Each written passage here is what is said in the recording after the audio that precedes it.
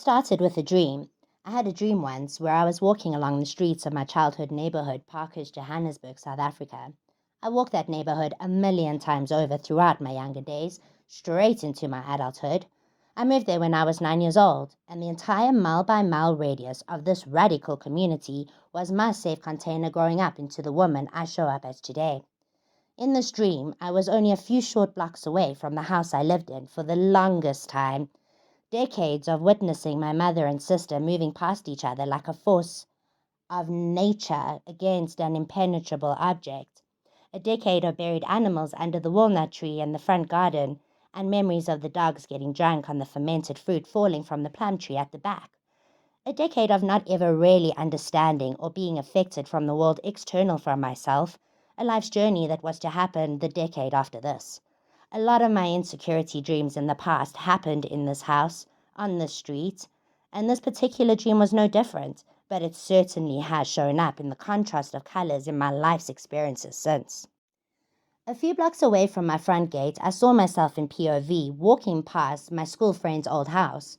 I recall thinking how devastating it was that it was an empty, dilapidated, burnt and broken down version of its old self.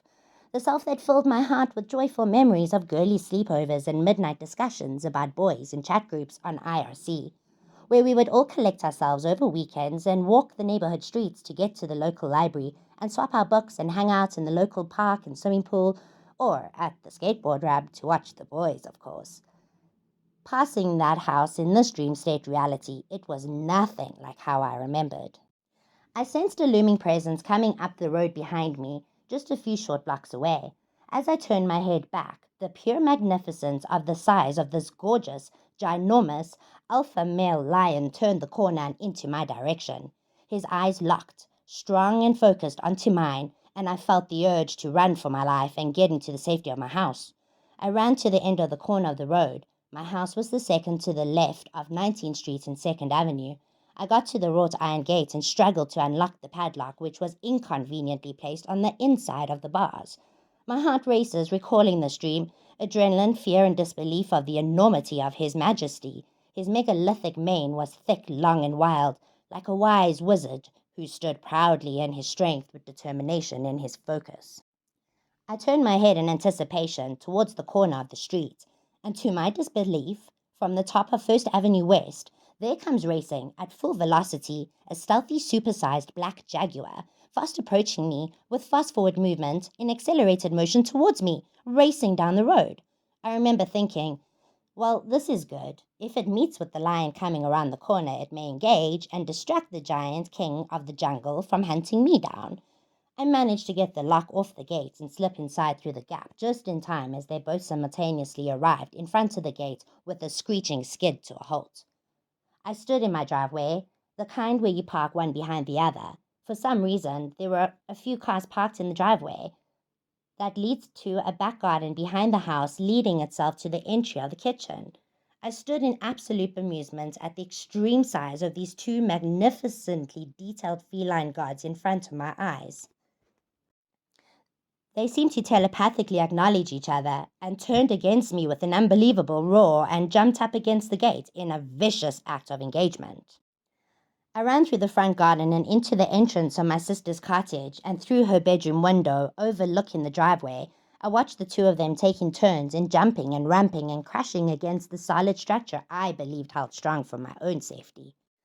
In that moment, the lion leaped right over the wrought iron spikes that made up the body of the gate and landed on the last car parked for the day.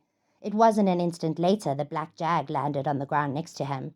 My astral body ran through the house, making sure the doors and windows were all sealed, locked, and closed. As I entered my teenage decorated bedroom, still molded in the stench of a bottle of angel perfume I broke on the carpet when I was 13, still strong in the air, I reached out to close the window shut. I noticed the darkness in the sky as it went black like an electric African stormy day.